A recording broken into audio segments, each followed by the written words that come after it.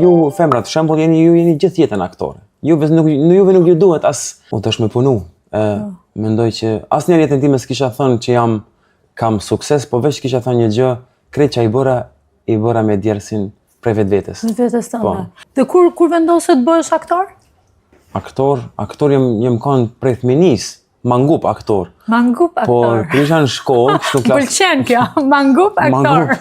Kur isha në klasën e 10, edhe ishim aty të bë teatr, edhe e pash pak që mendoja që kam pak talent, një farfet talenti, dhe më pëlqeu shumë, se një aktor ose njerëzit që merren me filma do të jenë shumë me ndjenja, emocione, tjera. Me padyshim. Po ju femrat, shembull, ju jeni gjithë jetën aktore. Juve nuk ju duhet as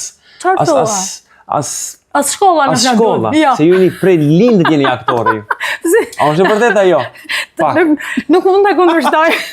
Nuk mund ta kundërshtoj sepse mendoj që kemi emocione pak më të zhvilluara, po bëjmë shaka. Unë e kuptova që po bëjmë shaka.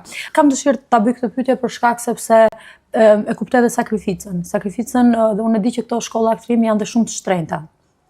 Ka qenë e lehtë për ty ta financoje, ta realizoje këtë gjë?